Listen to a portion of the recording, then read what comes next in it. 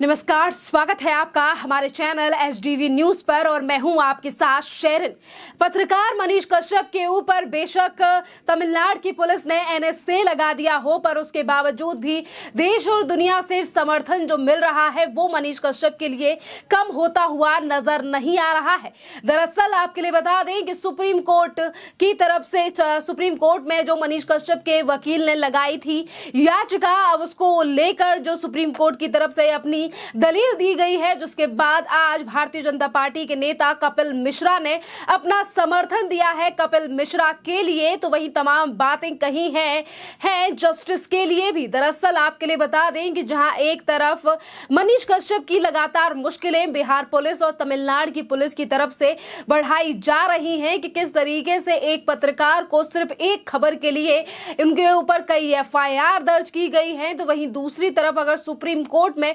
डाली गई राहत के लिए याचिका, तो सुप्रीम कोर्ट की तरफ से 10 तारीख दे दी गई है सुनवाई के लिए। तो वहीं दूसरी तरफ रिमांड यानी कि जमानत को लेकर भी जस्टिस डीवाई चंद्रचूड़ ने कहा कि अगर वो अभी तक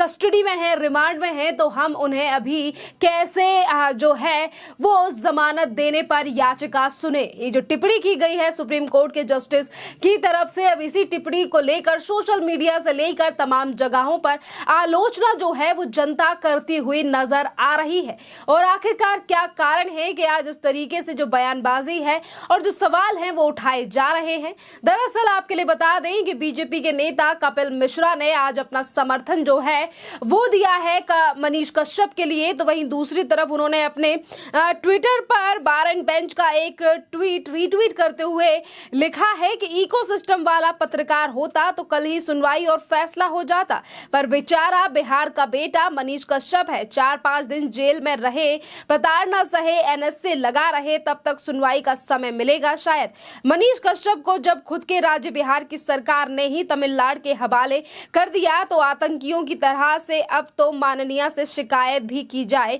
तो क्या ही की जाए। एक तरफ उन्होंने मनीष कश्यप का समर्थन किया है, तो वहीं दूसरी तरफ बिहार सरकार को लेकर उठाए हैं सवाल कि कैसे मनीष कश्यप जो है वो बिहार की जनता की आवाज जो है वो सुनते हैं और किस तरीके से उनके मुद्दे पर वो बात करते हैं। और आज यही बड़ा कारण है कि आज बिहार की जो सरकार है वो भी मनीष कश्यप को बचाने के लिए कोई कदम नहीं उठा रही है और खुद बिहार की सरकार ने हवाले किया है मनीष कश्यप को तमिलनाडु की पुलिस के। ये बड़ा जो सवाल है ये पूछा गया है मनीष कश्यप को लेकर कपिल मिश्रा की तरफ से, क्योंकि अगर आप बिहार सरकार को लेकर भी बात करें तो वो पहले भी सवाल जवाब जो है वो सरकार को लेकर उठते रहे हैं कि बात अगर मनीष कश्यप की आई है तो बिहार सरकार उस पर कोई भी जो है बचाने के लिए मनीष कश्यप को कोई भी आवाज नहीं उठा रही है। और यही बिहार सरकार है जिसके चलते मनीष कश्यप को ये तमाम प्रताड़नाएं जो हैं वो दी गई हैं।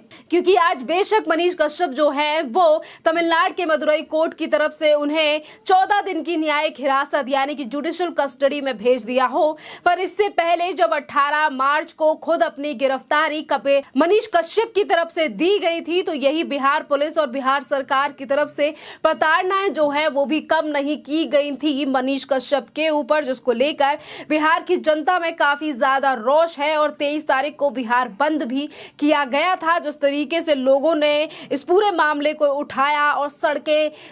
सड़कों से लेकर बिहार की तमाम जगहों को चक्का जाम किया गया सिर्फ और सिर्फ मनीष कश्यप की रिहाई के लिए। आज जो आंदोलन या फिर हम कहें जन आंदोलन बिहार से शुरू हुआ था, आज वो सोशल मीडिया पर कई राज्यों के लोग जो हैं वो समर्थन करते हुए नजर आ रहे हैं। और आज सुप्रीम कोर्ट टिप्पणी को लेकर जहां एक तरफ ये सब तमाम बातें की गई हैं कपिल मिश्रा की तरफ से, तो वहीं दूसरी तरफ आज जो लोग हैं वो तुलना भी कर रहे हैं। क्योंकि एक तरफ तो उन लोगों के ऊपर सवाल उठता है जो कि मोहम्मद जुबैर को लेकर लगातार ट्वीट कर रहे थे और कह रहे थे कि लोकतंत्र की आवाज को दबाने का प्रयास किया जा रहा है, एक जांच की जा रही है। तो वहीं दूसरी तरफ जब मोहम्मद जुबैर का किया गया था अकाउंट सीज, तो वहां पर कई खुलासे निकलकर सामने आए थे कि किस तरीके से विदेशों से जो पैसा है वो एएलटी न्यूज के सह संस्थापक के बैंक अकाउंट में आ रहा था। पर अगर बात आज मनीष कश्यप की जाए तो मनीष कश्यप के मामले में ऐसी कुछ भी चीजें जो हैं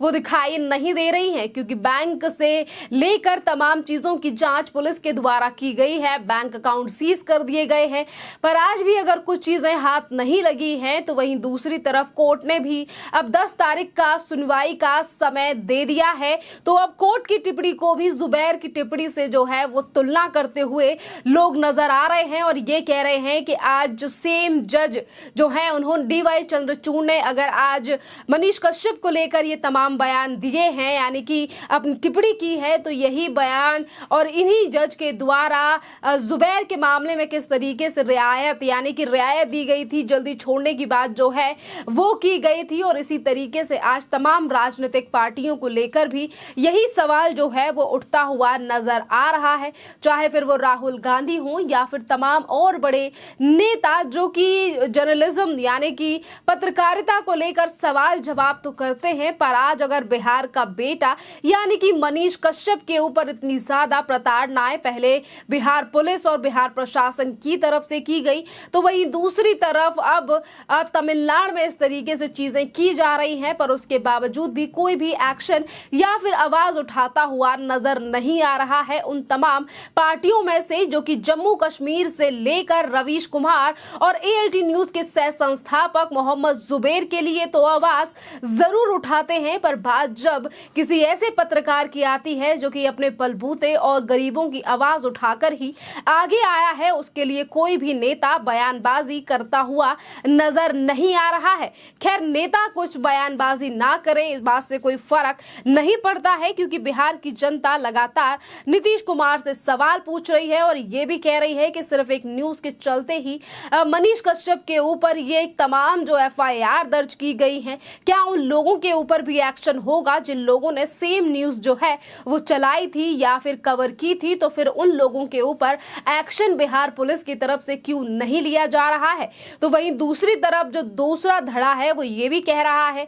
कि अगर वो वीडियो चलाई भी गई थी मनीष कश्यप की तरफ से, तो उन्होंने बिहार की जनता और बिहार की सरकार की आंखें खोलने और बिहार की सरकार से सवाल पूछने के लिए वो वीडियो चलाई थी और सवाल पूछे थे। पर आज बिहार सरकार इन तमाम मुद्दों पर विचार करने की बजाय इस बात की खुशी मना रही है कि ऐसा पत्रकार जो बिहार की जनता की आवाज को उठाता था आज वो जेल यानी कि सलाखों के पीछे है। पर अभी ज्यादा दिन जो सलाखें हैं वो मनीष कश्यप को रोक नहीं पाएंगी और देखना अहम रहेगा कि 10 तारीख को सुप्रीम कोर्ट में जो सारी एफआईआर एक जगह पर मर्ज करने की याचिका लगाई गई है,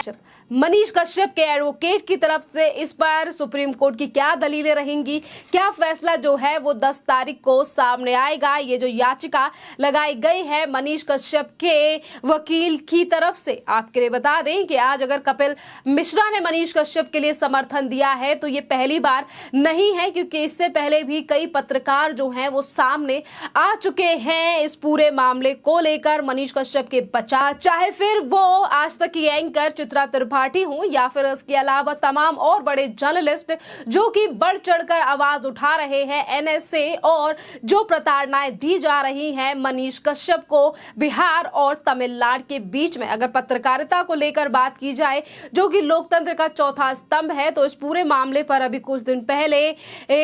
सुधीर चौधरी जो खुद एक एंकर और पत्रकार हैं, उन्होंने भी इस पूरे मामले पर आवाज उठाई थी और उन्होंने कहा था कि तमाम ऐसी संस्थाएं बनी हुई हैं जो कि पत्रकारों के फैसले से लेकर तमाम चीजों पर विचार करती हैं, तमाम बड़ी संस्थाएं चलती हैं, जिस पर उन्होंने कुछ पर्टिकुलर संस्थाओं का नाम भी लिया था। पर उन्होंने ये भी जिक्र किया था कि जब भी किसी पत्रकार की आवाज दबाई जाती है तभी ये संस्था जो है वो नजर नहीं आती है और अपने हिसाब से और अपने वेंडेटा के हिसाब से ही ये लोग आवाज उठाने के लिए सामने आते हैं। खैर, इस पूरे मामले पर आपकी जो भी राय हो आप हमें कमेंट करके जरूर बताइए। धन्यवाद।